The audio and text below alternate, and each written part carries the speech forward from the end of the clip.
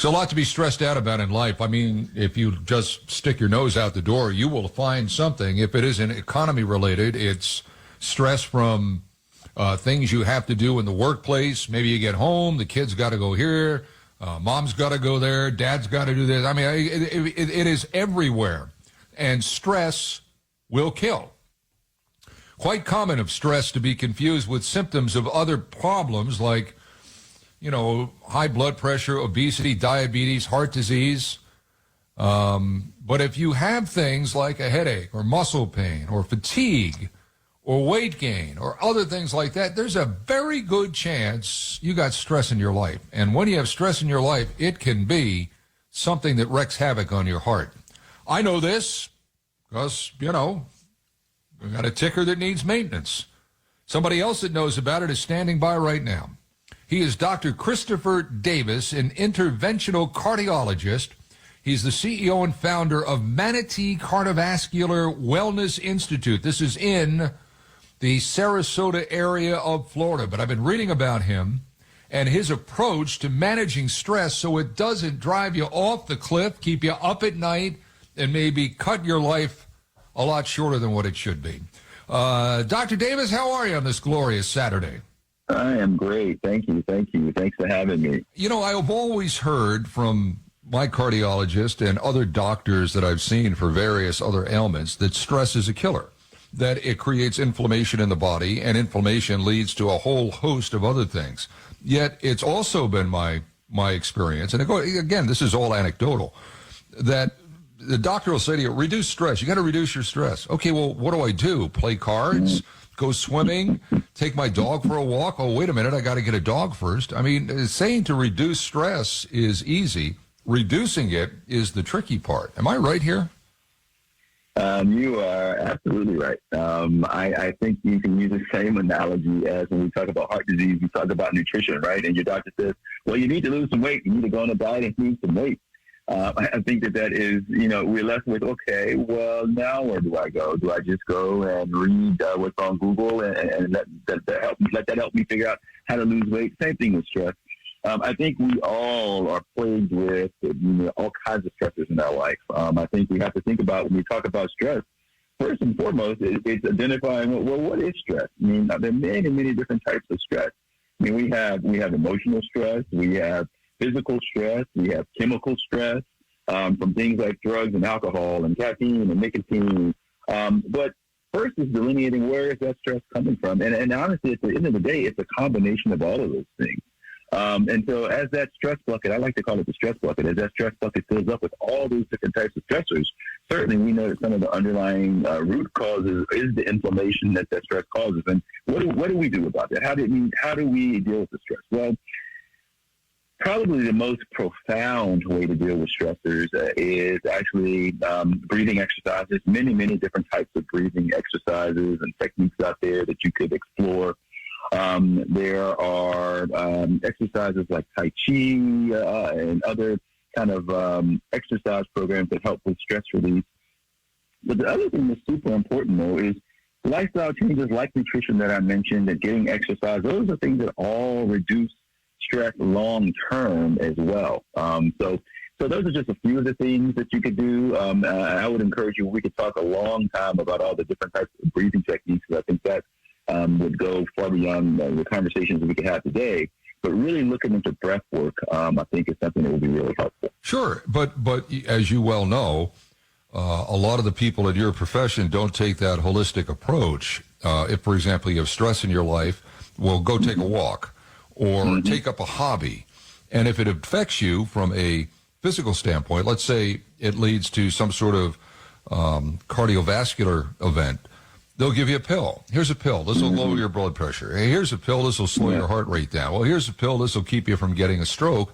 And all of a sudden, for a malady that should not have all of that complexity, you're taking 5 or 6 different pills to make you healthy again. And I think that's where a lot of people have a disconnect. Doctors like to write pills and have you go take a test. People that take a more holistic approach just look at lifestyle. It sounds like you're looking at lifestyle more than anything else here, right? Absolutely. Honestly, that is probably one of the biggest problems in our current medical system.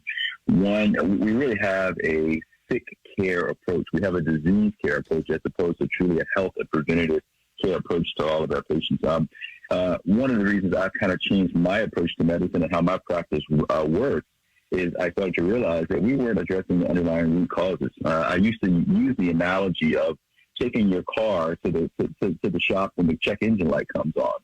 So if you go in and they go in and they just turn the check engine light off, and you drive off and think everything's okay, and they say, well, we didn't find anything, we just turned it off, and you drive around and it comes back on and it turns off again, eventually your car is going to break down. Well, our bodies are just the same as that. And when we have a symptom, when I have a headache, when I'm fatigued, that's a symptom. That's my check engine light. And instead of kind of giving you a Band-Aid, a medication, take a ibuprofen or take a Tylenol for the headache, yep. We don't do a great job of trying to understand what exactly is causing that headache. I call it looking under the hood. Let's get to the root of kind of why my body is not functioning appropriately. And maybe as simple as things like micronutrient deficiencies. I mean, checking, B12 and vitamins and mineral levels.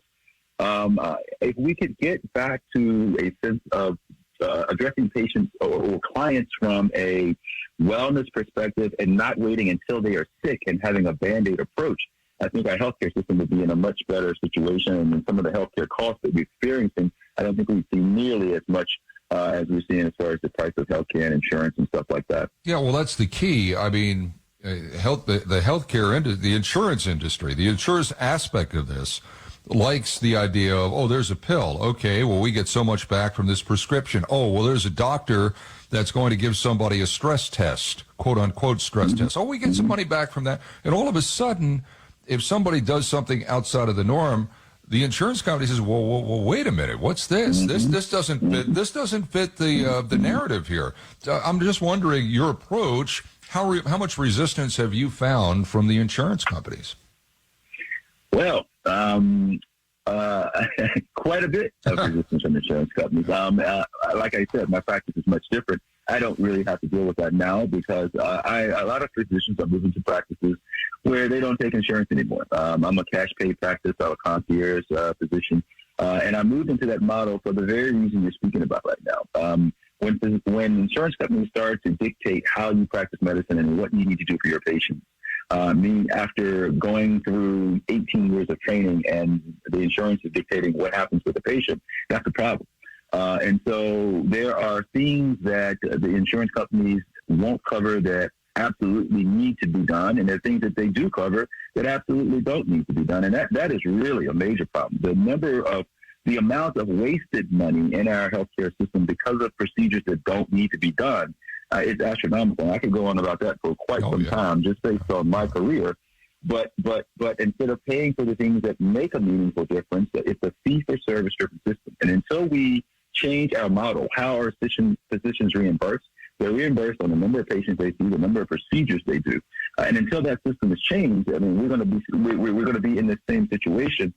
We need to be moving more towards a system where we are paid for performance. I'm paid for keeping my patients out of the hospital and healthy. And that's something with a challenge. I know that's a huge hurdle that we need to get to. But at the end of the day, if healthcare is going to change and we're going to make a difference, that's what needs to happen. Well, I'm with you 100% on this because a lot of times I think you get involved with a major medical group, and there are certainly several of them here in the greater Cincinnati area, and this is not to denigrate any of them, but I think a lot, it's CAT scan, PET scan, you name a scan, you're basically feeding the beast, which is big pharma. So this is interesting. You do cash. So in other words, if I were to come to see you, Dr. Christopher Davis, and I said, look, I've got headaches. My fatigue is just overwhelming me. I'm putting on weight. Don't have as much interest in sex as I used to do. I would come to see you, and then we would set a price, and then you would charge me on a cash basis, not necessarily giving you a card that goes to Anthem or whatever it might be. That's a major medical group. Is that the way you operate? Absolutely. I do, and I think that all of those things that you said, I think you just gave a whole host of scenarios: hormone issues, heart issues, stomach issues. I mean, and I think part of the other issue with the medical system today is we operate in silos, meaning the heart doctor takes care of the heart, the stomach doctor takes care of the stomach. Yep. The brain doctor takes care of the brain. And at the end of the day, you are one individual that works as a complex system. And I'm a subspecialist. I'm a cardiologist, but those heart issues relate to the thyroid and to the gut and to multiple other issues as well. And I think we tend to forget about that. And so my approach to every patient is a more comprehensive approach. I also think that and the way my model works is very easy because I always get all of the records the patients have had, whatever has happened with them, whatever issues they have. I get all the other doctors' records. I go through every single one of the records, and I basically summarize what's going on with them and really take that comprehensive approach. And I explain to them the things that should be done and why they haven't been done. And I really make it a cohesive picture so they can understand their health in general. And I think that when you can get buy-in from your patients to understand what's going on, they're much more likely to be compliant and make the lifestyle changes they need to make so that their health is optimized. Yeah, I mean, human nature. Human nature is the easy way out with everything. But, the human nature in all of this is, well, give me a pill, I'll take that, I'll be better, and I'll worry about, the next thing that pops up when I have to take another pill. So if you're a patient, you have to have an open mind that, look, a lot of the answers to what's wrong with you lie with you, not necessarily what some pharmaceutical company is cooking up in a bathtub. It lies with you. So the patient has to be open to these kinds of things, correct? Get400more.com is Raleigh's highest rated car buying center. We buy cars and we simply pay more. We pay more than any other dealership in the Triangle, including CarMax. Used car prices are absolutely crazy right now. And if you've ever thought about selling your car, now is the time. We have a more money guarantee, so you got nothing to lose. If you call us, you will make more, guaranteed. Want more? Get more with Get400more.com. That's Get400more.com. Absolutely. It's really about people taking responsibility for their own health. I think what I pride myself on is I have a way of talking to patients, and it's not to denigrate them. It's not to have a paternalistic type position attitude, but really when you start to paint the picture and you show them what's going on, and I say, for point blank, I say, you can continue to do what you're doing, and this is where you're going to head. You can continue to take the medicines, or we can take this route. And I think that if you talk to people and you start to connect with people, that's another part of what we're missing from medicine. And one of the things in my practice, I spend an hour, if not longer, with every patient. That doesn't happen and can't happen in an insurance model. The insurance model is 7 to 10 minutes on average, and that's from the data that's been collected for years and years. 7 to 10 minutes in a room, that's what you have with your physician. Well, there's no connection being made there. That doctor-patient relationship is broken. Well, when you spend an hour or longer in the room, you really get to know the individual. So that conversation becomes different at that point because they really begin to trust you. Right. So that's another part that's missing. Yeah. Yeah, I like to mess with my doctors. I know what the cutoff is. I just keep talking to them, keep asking them questions. I know they want to get out of the room, and then I'll stand by the door so they can't get through the door. But in all sincerity, I think this is a huge issue. I've been very outspoken about this on this radio station, and that is, you have no idea what stress does not only to your heart. You're a cardiologist, but I mean to the rest of your body, your gut. Your ability to sleep. If you can't sleep, then that has a residual effect in other places. And I think that people that are on the cutting edge of medicine right now are beginning to realize that a lot of the things that affect us medically is how we process outside stimuli. And this is what we're talking about, whether it's work, whether it's relationship, whether it's, neighbors or kids or whatever it is. And it sounds like, again, that's something that's really important with the way you administer health to people. Am I correct? Incredibly important. I think when we think about stress, I mentioned earlier when we started this conversation, we talked about all the different types of stressors. But what those stressors have in common is there is a biochemical process that happens when you are stressed out, quote unquote. Your adrenal gland is releasing these hormones, these stress hormones, cortisol, adrenaline, noradrenaline. And those hormones have a detrimental, and neurotransmitters have a detrimental effect. Let me back up. They are needed when the time is right, but when these levels are chronically elevated, that's when they become a problem. And so these the neurotransmitters, norepinephrine, epinephrine, they can cause you to have heart palpitations. They can cause you not to be able to sleep and have insomnia. They can cause your vessels to spasm. How do we cause heart attacks? Those vessels spasm down. And form blood clots in the vessel, and that's how people have heart attacks. There's a condition that has been called broken heart syndrome or catecholamine-derived cardiomyopathy, big old words, but it simply means that a person was under so much stress that their vessels were stunned, and it looks just like they're having a heart attack with a blockage in the artery, but it's simply the neurotransmitters have caused those arteries to spasm down, and the heart is stunned. And so absolutely controlling the biochemical responses that have gone kind of haywire is really important. So it's not just you feel emotionally stressed. There are things that we can measure to actually look at those stress levels. Yeah, I mean, I think it's an uncharted water that you're navigating right now. I really do. So you operate out of the Sarasota, Florida area. We can get down to Sarasota in about a couple hours by plane here from Cincinnati. If somebody wants to get a hold of you, Dr. Christopher Davis, what do they do? You can first review our website, www.revealvitality. That gives a good overview of how the practice, what my practice does. And then the phone number is there as well, 941-217-2777. My office knows, basically, you guys can call the office. They can tell you a little bit about our office. And what I typically do is just start with one initial visit and get all your records before I actually see you so we can have that conversation. And I do a lot of actually telemedicine as well. Mm-hmm. So actually, a lot of times you don't even have to come here. We like to have you come for a first visit, and 50% of my business is all over the country, to be honest with you. Yeah, well, that's fantastic. RevealVitality.com, correct? Correct. All right.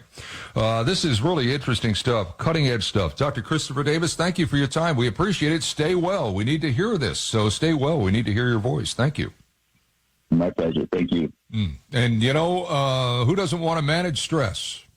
Sounds like an interesting and unique way. Again, his website is RevealVitality.com, Dr. Christopher Davis. There you go. Just trying to keep you healthy. Need to keep you around so people will listen to me. It's 123 News Radio 700 WLW.